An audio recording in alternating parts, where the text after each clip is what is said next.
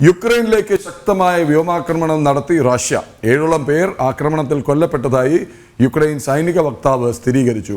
വൈദ്യുതി വിതരണത്തിനും കാര്യമായ കേടുപാട് സംഭവിച്ചിട്ടുണ്ട്. വൈദ്യുതോൽപാദന കേന്ദ്രങ്ങളിലേക്ക് ആക്രമണം നടത്തിയതായി റഷ്യയും സ്ഥിരീകരിച്ചു. ഐസൻ ജോസ്, എന്താണ് വിശദാംശങ്ങൾ എന്തൊക്കെയാണ്?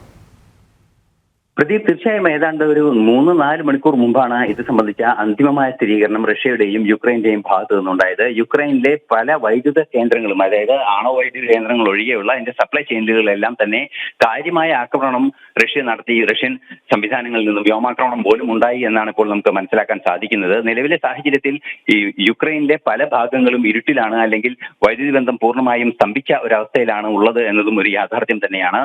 നമുക്കറിയാവുന്നതാണ്, ഈ അടുത്ത ദിവസങ്ങളിൽ ശക്തമായ ആക്രമണം യുക്രൈന്റെ ഭാഗത്ത് നിന്ന് റഷ്യക്ക് നേരെ ഉണ്ടാവുകയും അതിന് പ്രത്യാക്രമണം ഉണ്ടാകുമെന്ന ഒരു ആശങ്ക നിലനിൽക്കുകയും ചെയ്യുന്ന സാഹചര്യത്തിലാണ് ഈ റഷ്യയുടെ ഭാഗത്ത് നിന്ന് ഈ തിരിച്ചടി ഉണ്ടായിരിക്കുന്നത്. മാത്രമല്ല, ഈ റഷ്യയുടെ ഭാഗത്തു നിന്നുണ്ടായ തിരിച്ചടിയിൽ നേരത്തെ വ്യക്തമാക്കിയതുപോലെ 7ഓളം പേർ മരിക്കുകയും അതുപോലെ തന്നെ 30ഓളം പേർക്ക് ഗുരുതരമായി പരിക്കേറ്റിട്ടുണ്ട്. 120-ലേറെ പേർക്ക് അപകടത്തിന്റെ ആഘാതമേറ്റിട്ടുണ്ട് എന്ന വിവരങ്ങളെല്ലാം തന്നെ പുറത്തു വരുന്നുണ്ട്. ഇത് സംബന്ധിച്ച് കൂടുതൽ സ്ഥിരീകരണങ്ങൾ ഇപ്പോൾ എത്തിയിട്ടില്ല എങ്കിൽ കൂടി 7 പേരുടെ മരണം സംഭവിച്ചു എന്നത് ഒരു യാഥാർത്ഥ്യം തന്നെയാണ്.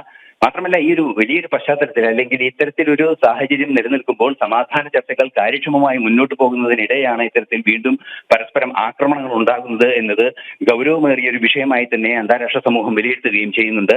നിലവിലെ സാഹചര്യത്തിൽ ഈ അടുത്ത ദിവസങ്ങളിലെല്ലാം തന്നെ ഈ യുദ്ധം അവസാനിപ്പിക്കുന്നതിനുള്ള നീക്കം 2 വർഷത്തിലേറെയായി തുടരുന്ന യുദ്ധം അവസാനിപ്പിക്കാനുള്ള നീക്കങ്ങൾ നടക്കുന്നുണ്ട് എങ്കിൽ കൂടി അതിനെ അന്തിമമായൊരു തീരുമാനത്തിലേക്ക് എത്താൻ സാധിക്കാത്ത ഒരു സാഹചര്യത്തിലാണ് നിലവിലുള്ളത്. അതുകൊണ്ട് തന്നെ വലിയൊരു അന്താരാഷ്ട്ര പ്രശ്നമായി ഇത്തരത്തിലുള്ള ആക്രമണങ്ങൾ ഉയർന്നു വരികയും ചെയ്യുന്ന ആ ഒരു പശ്ചാത്തലത്തിലാണ് റഷ്യയുടെ ആക്രമണം ഉണ്ടായിരിക്കുന്നത് എന്നത് ഗൗരവമേറിയ ഒരു വിഷയം തന്നെയാണ്.